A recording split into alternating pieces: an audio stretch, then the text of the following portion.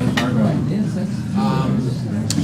particular, because we want to get through this, the recommendations that were made by this subcommittee and get to your questions.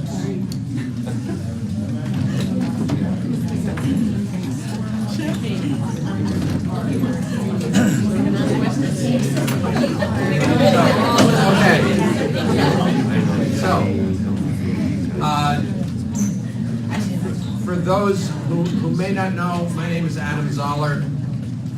Bill Hanson. And we were members of the subcommittee over the summer who worked on this particular set of recommendations coming out of what was we then considered the positioning study, which is now getting rolled into the strategic plan. And having said that, I'm going to turn it over to Bill to get things started. Okay, so we are going to discuss what we came up with as recommendations based upon, again, the arts and sciences stuff.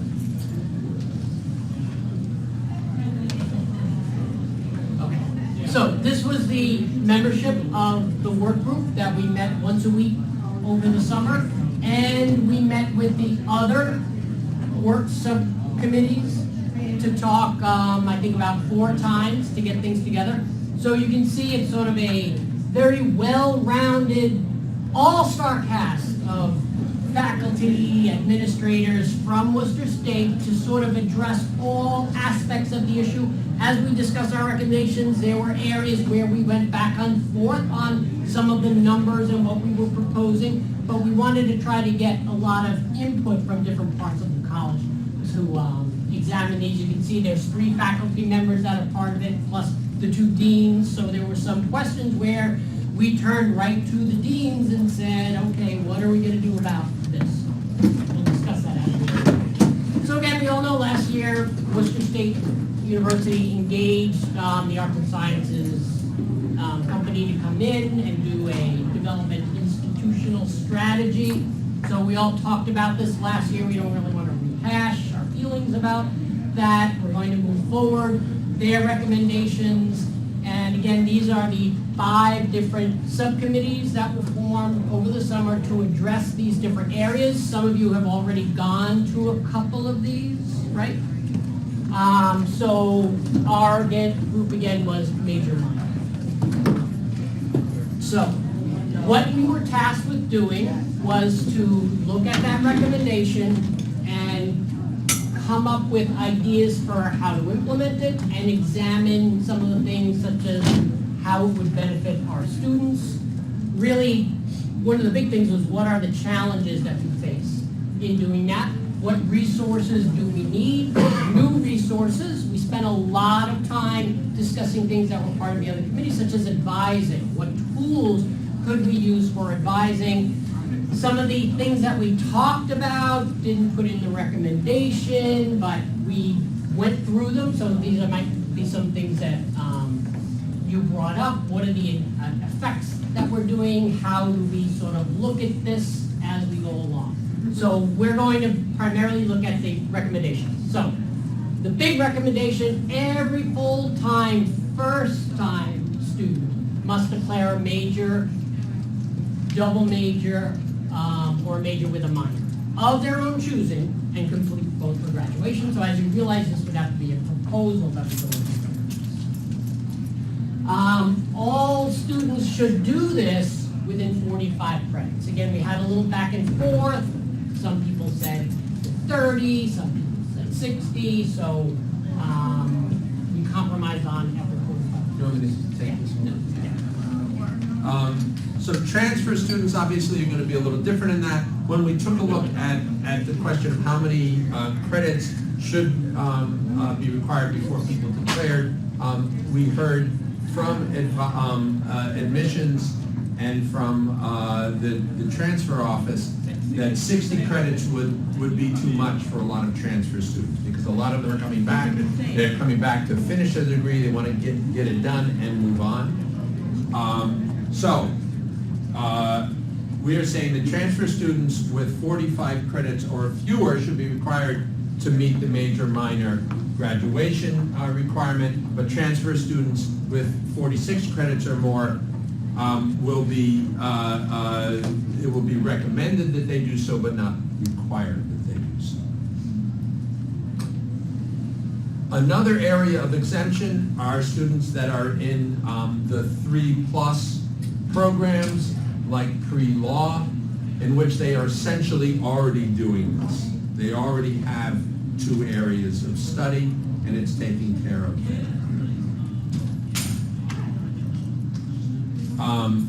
And if they come here as a transfer student, or they come here, they've already got a degree, that's considered there essentially that they've fulfilled the requirement by having the second degree.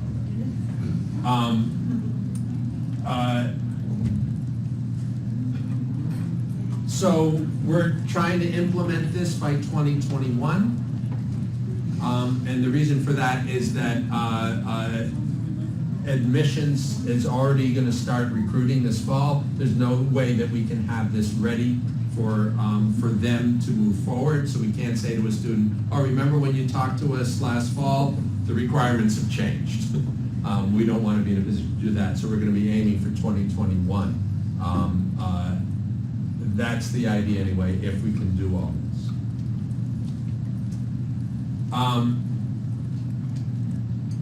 We are recommending that the interdisciplinary programs, and at this point there are really 3, we're recommending that they become minors in order to fit with this. There's a couple of reasons for that. One is enrollment in those areas.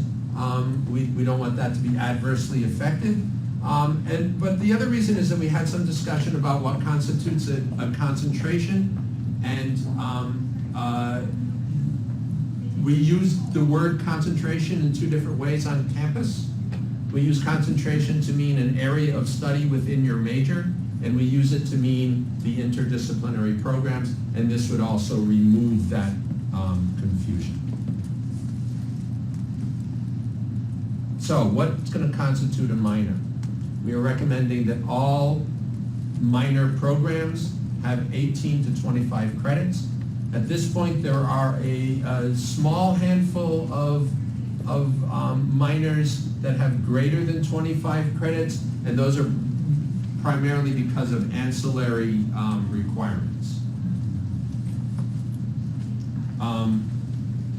We're saying that all minors should have a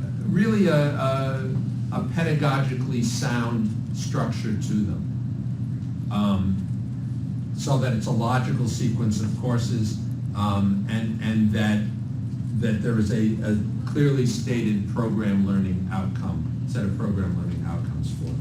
One of the things we did was look at all of the minors, the majors, the requirements. We looked at the numbers, how many credits are required in each major, how many minors have different credits, and to try to come up with some consistency. There are some minors on campus which are extremely loose, and it's almost possible to go through, get the minor without taking anything other than 100 level classes. And we questioned whether that would fit with the spirit of this proposal. And likewise, all minors should require 1 upper level class at the 300 or 400 level, at a minimum. So those are the recommendations that were made.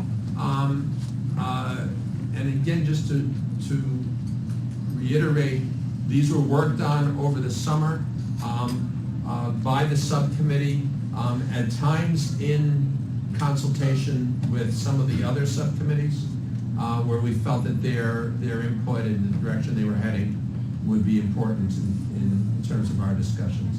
And then before we go too much further, I am going to point out that there are feedback forms up here in the end if you have some ideas or some thoughts and reactions that we don't get to, or that we did get to but you wanted to reaffirm. So at this point we can just take your questions. Yes. And I'm wondering, what if a student comes to us and is a transfer student, And Dave, I don't know how many credits you need to will be accepted from a transfer student, but if they come in and they have more than the 45 credit requirement and they're very close to maybe graduation, are we still going to allow them to do the double major? No, Right? no, that requirement is waived. I have a couple of questions. One is there are certain majors which are very huge number of credits in that major, like nursing, business administration, I'm just thinking of those two. So everybody on campus is supposed to do two, right? Two majors, a major and a minor. Ancillary courses count as like minor, for example, nursing students, I'm not from nursing, I'm just speaking of nursing. Take a lot of biology courses, so that will count as a minor in biology for them. How are we going to deal with those kind of majors, which are very heavy in requirements already? Well, some of them have structured their majors so that those classes can be used. In other words, like bio has a lot of ancillary that are chemistry, physics, so they could still do a physics minor if they're a bio major and they've taken those classes. So we also realize that that's something that departments are going to have to look at. Like, can we structure our, like my own Department of Environmental Science? Should we restructure and make some of our classes ancillary so they can take another minor? So it's, again, it's a discussion that has to go on. This is something that, these are our recommendations, that still, in order for this to be in the catalog and for, you know, the registrar to worry about it, it's gotta go through governance. So that's the process that's going to happen this year, is that much more discussion has to take place. And one of the things we identified in our group and in the larger group, and even last year at the end of the year when we did that gathering, is people said, this is a good forum to learn more about other departments. So we have to undergo the process of working with other departments, other disciplines across schools also, to look at some of these ways in which students can combine disciplines constructively. Yeah. So similar question in terms of concentrations within departments. Previously in concentrations or even in minors, you could have the same course count twice. So this is, so That's why she was on the for committee. example, in women's studies and global studies, you could have them count twice, you didn't have independent. But that's not a well, That's it's not really concentration within the major, it's an interdisciplinary concentration, so. Right, Those, but now in our concentrations in psychology, if they take the capstone, for example, in a concentration, that can also count towards the major, because the major at the moment doesn't require a capstone. You're talking about because it's last requirement. right? Because if that shifts, because I just went to the other session over there. Yeah. So if they're doing a concentration within a major, no class can overlap? So that if they're doing bio and then biochem, any of the bio classes they're not cannot allowed to count? do that. They're not allowed to do bio.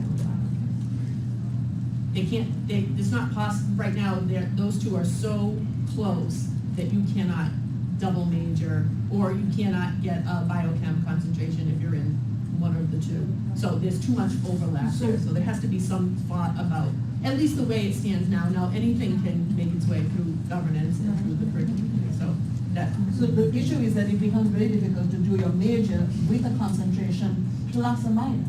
It becomes an impossible level if you can't have classes that cross. For For some, some, it's a yes. discussion that we have to have. I mean, Yeah, probably that's the big, I mean, we looked at the numbers for how many requirements in biotech with informatics is the biggest. And those students still do, I mean, it's close to 100 credits, right? It's getting up there.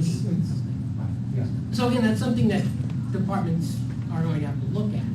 But there is a lot of wiggle, well, not, they can't do chemistry. Right, Yeah. they can do, yeah, or they can do a biology minor, say Yeah, that. right. So those decisions will have to be made at the curriculum level and then on its way up through the governance. If it's approved, then that's fine. Is there a liberal studies minor already? There's only a major, Or a major? There's a major, and it consists essentially of more than one minor. You have to put together, it's a liberal studies major is 2 minors and 2 minors, yeah. So that would fulfill the requirement right there. If you're a liberal studies major, you have fulfilled the requirement. Although we didn't discuss that, nor is that anywhere in our recommendation, so that would have to be in some sort of It proposal. would have to be, well, I mean, we talked. Because otherwise, everyone would be a little. Adam? Could you talk a little bit more about the rationale for this particular model? I mean, does it correspond to the major plus recommendation from the art and science group? And if so, like, I feel like there are a lot of other ways to interpret it. This is, a very particular way. So I'm just curious a little bit more about the background to why you went this direction. Well, I think one of the things that they said was it's like your passion and your like getting a job, and Right. you sort of like, that's, you don't want to put either discipline into that category. It's just, okay, how do we, and when we got down to the discussion level, we were very much looking at our successful students. When we sit there in the academic awards, a lot of those people that come up there, they're double majors, they're major and minor, they're involved in other things. So I think we've all seen that some of our most successful students are already doing this and combining this. And it's just, okay, how do we bring it into a broader audience of all of our students? Yeah, and I'd add to that a couple of things. A&S called it a major plus, which none of us liked. One person on the committee insisted and still insists on calling it the thing.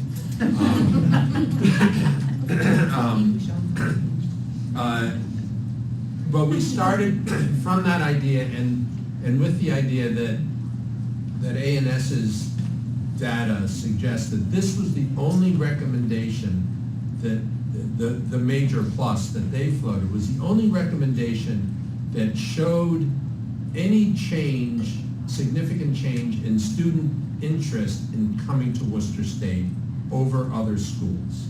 That a proposal like this was the one that they thought would be the strongest going forward. We looked at that coupled with the fact that a number of our students already do take minors, which is about a third of the students here at Worcester State already graduate with minors. We didn't look at the numbers for double majors, but if you add the double majors that we have to that, you have a significant portion of our students who are already engaged in this kind of activity. Remember, every student who takes elementary education or early childhood education has to double major, every single one of them. So that group alone is quite large. So we know that there are a lot of students already doing this. And then the other piece of information that was really good is it's not that much of a change in terms of what students already have to do. If last can be tweaked, adapted, wrestled to the ground, forced to say uncle, then we can probably get this to work. I can say that personally, the idea of having this much more academic rigor really appeals to me. Maybe it's the artist in me, I don't know.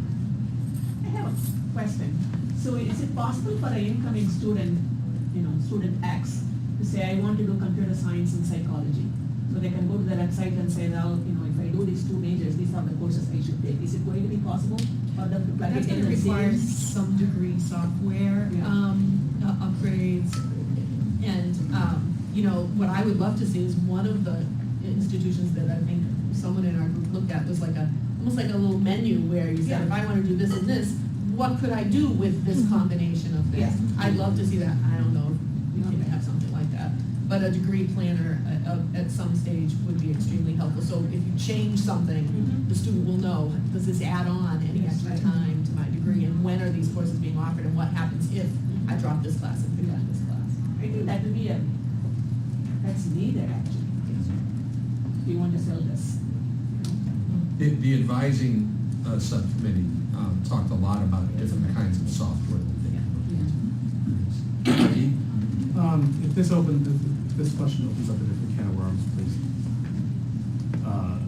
I guess my big picture question is, the data that you mentioned that the group suggested working from is about if you ask incoming students what they want, this is the preference. What about retention? What about students who are already in it? Does adding a minor help retention? It might help, like, I don't, because that's the thing. It sounds to me like there is the possibility that adding a minor might sound good, and then you get here and students are already taxed quite a bit. I know that has to do with like tweaking LASK, but holding all students to the standards of like our most like successful students, I do see. I don't know. I just want to voice a slight concern. I mean, that's why marketing is so important, and admissions recruiting is so important, so that those students have an idea of what it is that Worcester State is about before they come here, and that's kind of changing what our standing is, right, not right now necessarily, but when I think of when I first came here in the 90s, we were kind of like the I don't want to say cheap, but the affordable option to kind of come and get a degree and get out. It's kind of changing that perception within the students' eyes to say, we're more than that. That makes sense to get that. Yeah. So it's kind of a heavy push on the marketing and admission side on the front end, I think. That's just Russ, have you had experience, or you know of other programs like this, and whether that? Yeah, I forget whether this shows up in the full report that the president talked about today, but I can think off the top of my head of at least two places, and one of them, basically within a 2-hour drive of here, that require this. The one that's within a 2-hour drive is Bryant University, which made its coin being a business school, right? But everybody who majors in the School of Business has to take a minor in the School of Arts and Sciences, has to, no negotiation. And likewise, everybody who is in one of their arts and sciences programs, not a lot of them, and they don't represent a huge amount of the Bryant population, has to take a minor in the business school. I think was it Claremont or Pomona College? I forget. But we've cited a couple of others that do this kind of thing. It's not everybody that does it, and I think we did find a couple of public universities that did it. They tended to be larger than we, but it's not, we're obviously not breaking new ground, but the idea of being able to offer a robust academic experience that develops the whole person is actually pretty attractive. Okay, then Alta. I'm happy to wait to look at this one question. Oh, Alta. My question is sort of related to these last couple of comments, and that is, I'm wondering, and I don't know, I know that our major requires 39 credits for the major, and then I've heard of others that require 45 or 48. Is there a huge variation in the different majors that's going to make this very difficult to do? Yeah, some of the sciences are 60 credits, 70 credits. Yeah, so, but a lot of those, the courses that you need can be used elsewhere. They're ancillary courses or prerequisites, so you can use those towards another minor. We're in the advising. With proper. Well, that's a key. So again, the advising, but we had a lot of discussions about advising also, and how do you help a student plan through their career so that they're taking early on the classes that they need to take. And also, one of the suggestions that didn't make it into the final list of suggestions was the Office of Waivers.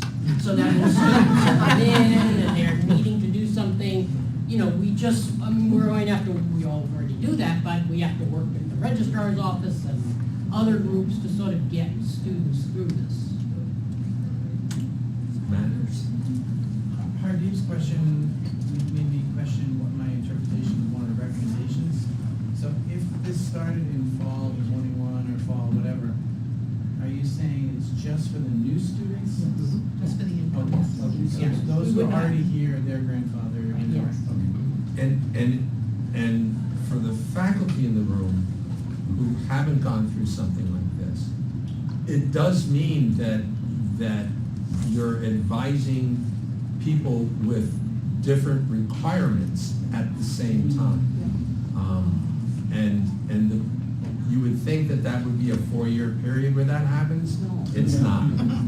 It's longer than It's more that. like a 10. Actually, I was advising somebody last semester who came in under the old Gen Ed before last. Wow. Still, That's so, one close. yeah, that's when you call Julie. Okay, So there are two parts to this. One part was, you asked a question that I was going to ask regarding retaining our current students, particularly students representing diverse populations, whatever they might be, not just race. And I'd like to see numbers from our current student population at some point if we can, to see what percentage of the double majors and concentrators and PUHAs actually are from students of color, given Santiago's talk this morning, that this is going to be the area that we need to increase recruitment from. And if this is too intimidating, not possible, because you have to also juggle higher numbers of hours of work off campus, and then make this feasible, that's a long haul. So it's not only retaining the students we have now, or the kinds of students that we have now, because I'm sure that they work a higher number of hours than the potential students that they ask the questions of. The survey students are high schoolers, with, prospective students, and they are not juggling college and work. And if you ask our current students, the story might be quite different.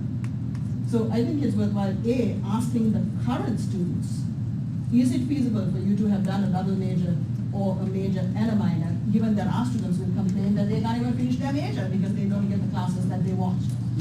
That's the story on the street, right? They want more sections of each class, and why can't you have, and we, because of cost cutting, we want a certain number of students in each section, otherwise it will get cancelled. So all of those things get impacted in terms of how many courses we can run to allow students to actually get through the program. We don't seem to have done it yet for one major. so a couple of things on that.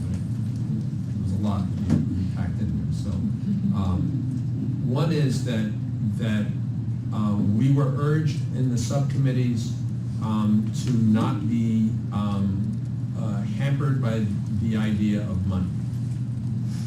Don't consider whether it's going to cost more, therefore reject it, right? And we know that recommendations are going to require money, and advising is one of those areas. Another thing that we discussed is about courses needing to run for those programs in order to happen. Luckily, we had the two deans sitting in our subcommittee who are aware of that problem and are sympathetic to that problem. I won't speak for them directly, but one of them that's here can speak for himself. Is Dick Cannell. Yeah, well, no, it's, if you're gonna do this, right, if this is the thing, then you have to accommodate what that means.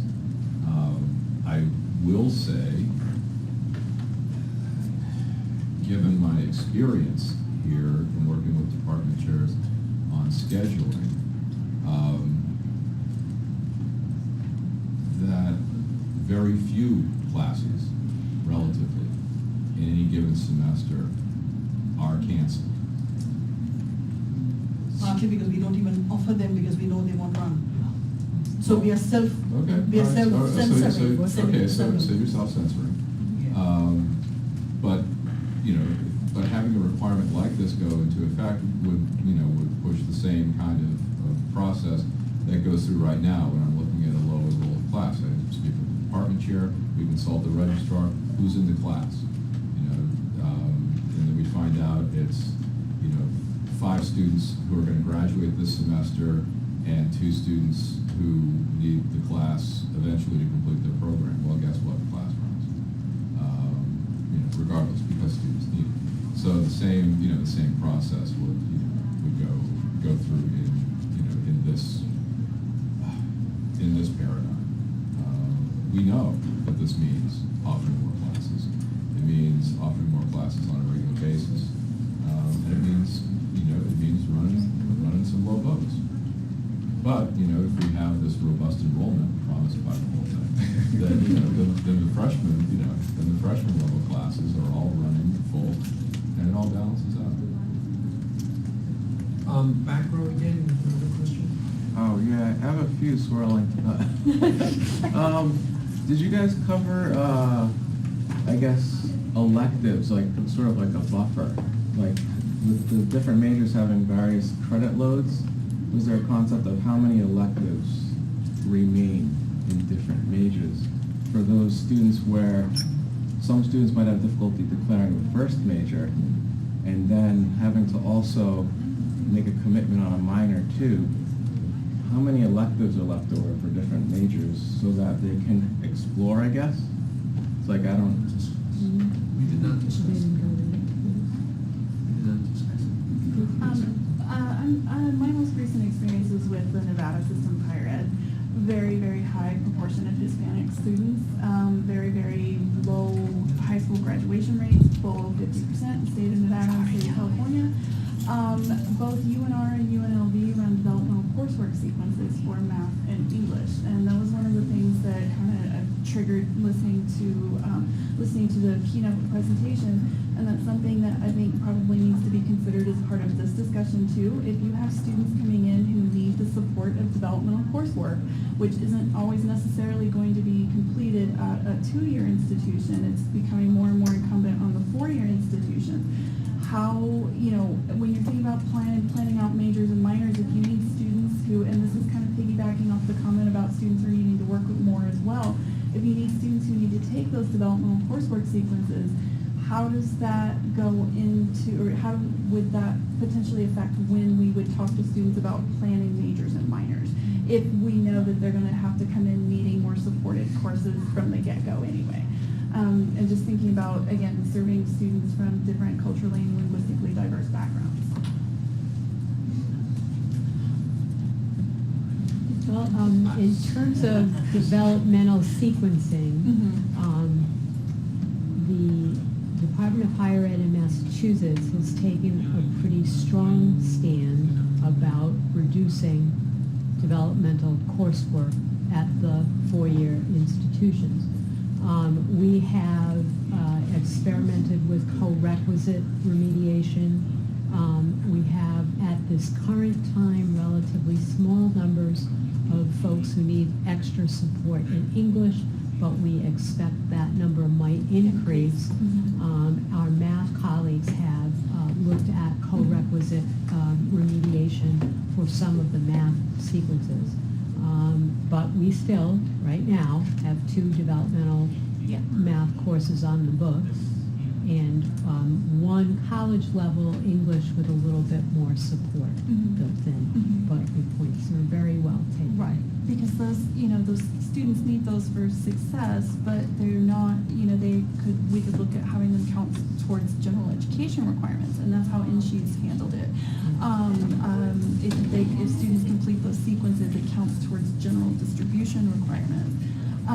But it does somewhat delay the time before they can get into major and minor programs. So it We're is under a pretty strong nationwide effort to reduce our amounts of time. Students, because the work on how they ultimately succeed has not been very promising. Lois, has there been talk yet about next steps for this process in terms of forums or focus groups or things for the campus-wide in moving this forward? So a couple of things. The feedback that you're filling out today is also available online. The entire report of all of the summer groups, because you've only got to see 2 of, unless you're really good, 2 of 5 will be posted online, probably already is password, protected for your within the university credentials. You've also noticed the videotape capability and so each of these sessions has been recorded and will be available also, same place, for you to review what's taken place. Some of the recommendations, clearly we heard people talk about governance and would need to move through a governance process. Each of those things that need that will need some champions or some folks willing to continue to work on shaping a proposal through the governance process. Also, you heard the president talk about some of the ways that strategic planning the committee's about to be formed, and the strategic planning committee will also be steering some of the, perhaps more global efforts. And so, if you're interested in committing some time to either of those things, the strategic planning or the committees, please make sure that you put your name forward for participation. That as of this point, I don't think any more open forum efforts are planned, Adam. I know. I'm just curious if there's been any discussion about making it a requirement to declare the additional major or minor, but not requiring them to finish it. So the sort of intermediary step where they start working on it, but then they find that they've got their major finished, they got their last finished, they don't have that minor finished, they're still able to graduate, but then, so I'm sort of wondering about that, if it's even been discussed. So the short answer is yes, it was discussed. And I don't know that anything definitive was Excuse me if this was addressed, but I don't recall you addressing the question of any additional costs to the students. I'm not talking about to the university. I mean, yeah, we don't have that much money, but what about the students? Because when you start looking at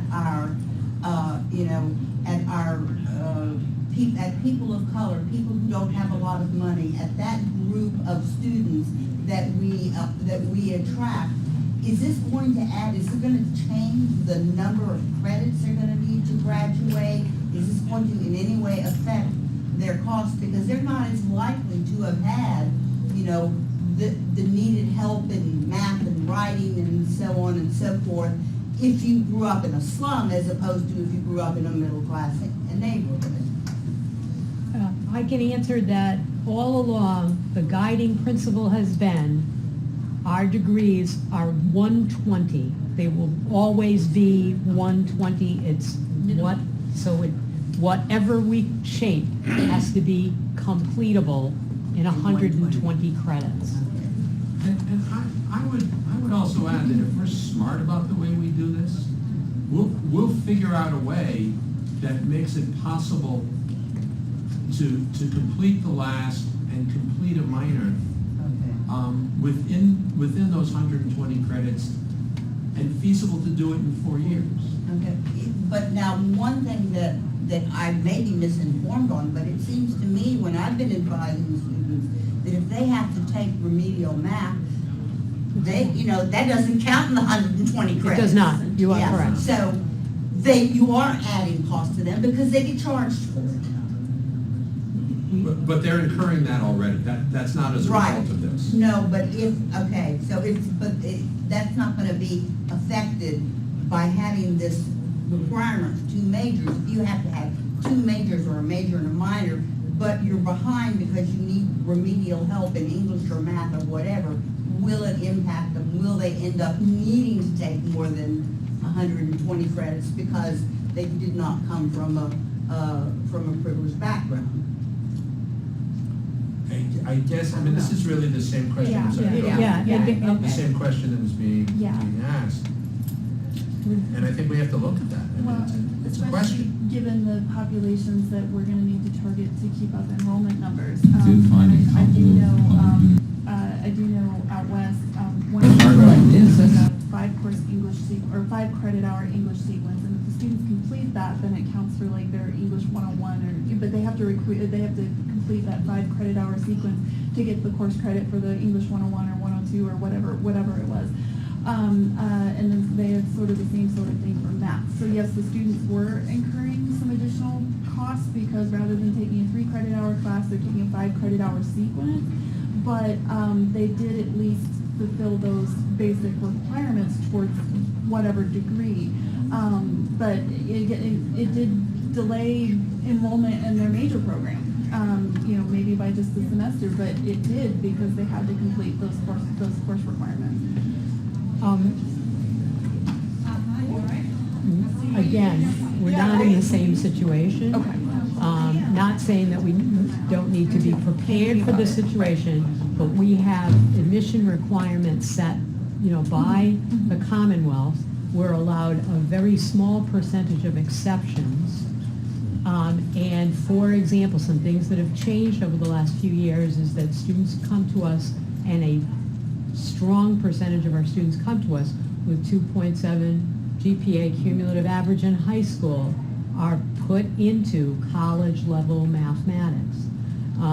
It may not be in the calculus sequence, so we have the math pathways, for example, that we're using. And we, as of yet, have not placed students in developmental English. What we have is a college level class with an extra support for those students. And efforts to increase the amount of remediation we're doing are very strongly resisted at the Commonwealth. I was going to ask, did the committee talk about how this might impact students' ability or time to pursue kind of more like experiential learning types of activities, and internships, the kinds of things that paired with the academic, more like rigorous academic learning can impact job readiness? I mean, by doing a major, like a 300 or 400, that could be an internship. So, In a minor. In a minor, yeah. So they would have the opportunity to do it in 2 different fields. Just have to be incorporated into the either a major or a minor. Right. And I think that departments can take the opportunity to increase the amount of experiential learning opportunities that work within their minors. Okay. So I think that's also an option. Then they become a cell. Okay, you wanted to grab the last question before we ran on? It's a boring one, which is I can't remember whether we have a minimum requirement for a major. Like we have, like the minor has to be 18. Yeah, there's a description in the catalog for a major range of 24. For major, I think it's at least 30. It's at least 30. 36. That's something Yeah, that it's- they can bring to a yeah. double major. Yeah, to yeah. Yeah, have a yeah. look at that. Thank you for coming. Thank you, everybody.